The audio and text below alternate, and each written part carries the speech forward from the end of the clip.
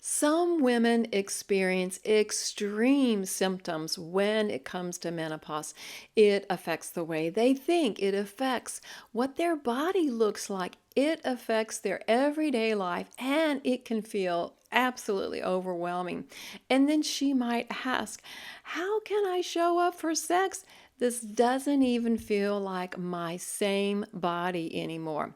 So, in this video, I'm sharing 3 steps for how to show up in sex even when your body doesn't seem like your own. Now, make sure you stay till the end because I have a best sex ever challenge for you. Hi, I'm Mary Whitman Ortiz of Limitless Intimacy, bringing you the best tips and tools on how to create great intimacy in your marriage. On this channel, we share communication strategies and intimacy made simple steps, all from a Christian point of view. So if you're new here, we invite you to subscribe. Now, back to our question. How do you show up for sex even when it feels like your body is not your own anymore? Well, God designed sexual intimacy in marriage as this mutually respectful and satisfying experience. Yes, it's for procreation, but it's also for pleasure and a passion-filled lifestyle.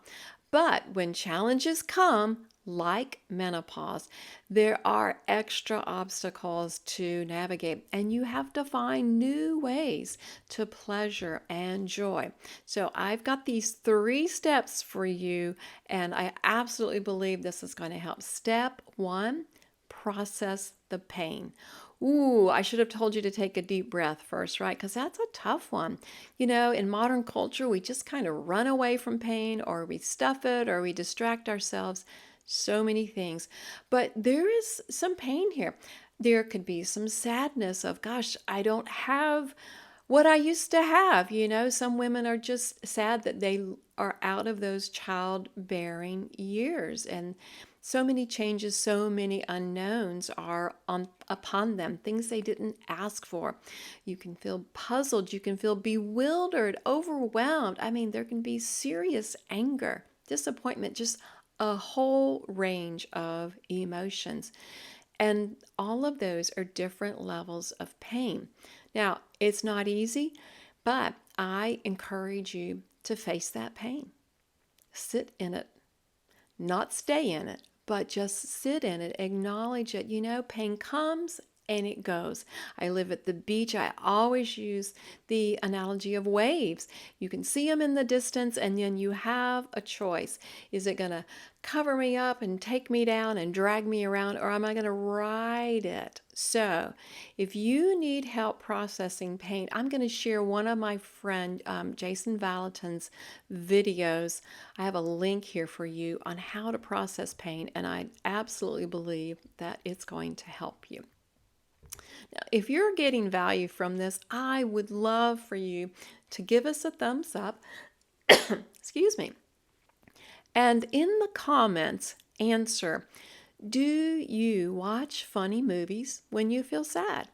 I think it's a really healthy thing to do, but I'm just curious. Do you do that? All right, so step 2 might be kind of tough also. Appreciate the good in your body. When these circumstances hit you, when these symptoms hit you, it can swallow you up, and you might forget there are still good things happening in your life. There are still good things happening in your body. Hey, if you're alive, it's a good thing. But there's so much more than that. Your value as a woman does not hinge on your body or on your appearance. God says so much more about you. He loves you. He delights in you. And so this is time for you to take a deeper celebration of who you are as a woman. But husbands, I'm going to call you to action too.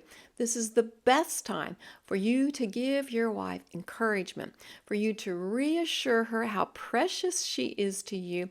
This is time to cherish her in new ways. And if you don't know that word, that's another challenge. Go look up the word cherish. Okay, number three, get new confidence for passion, even by identifying that you have choices. So many choices. I mean, thank God we live in the day that we do, and not 50 years ago, 100 years ago, when science and medical research had not discovered so many things. But what are the choices you have?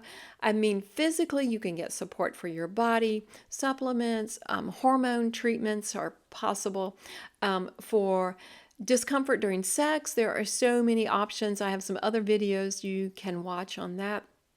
But even though it's tough, find the good. Find the things that are unique to you in this season that you can be thankful for. Why? Well, it builds your confidence. It strengthens you. It opens you up to experience new things. And if you're going to have new things that are a challenge, let's also have some new things that just help you to overflow in life. All right, I have a best sex ever challenge for you this week, and it's about your senses, all of the things that you experience that help you come alive and feel that enjoyment and that life that just is bursting forth. So maybe it's the scent of cookies baking. Maybe it's the sound of the wind in the chimes. Maybe it's the glorious colors of a sunset. Maybe it's that long lost family member that you're racing through the airport to go and embrace. Those things that call your senses to life.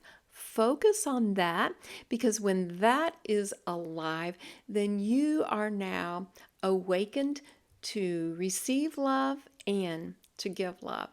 Well, thanks so much for joining me. And remember that God's design for sexual wholeness in marriage is fulfilling and thrilling intimacy.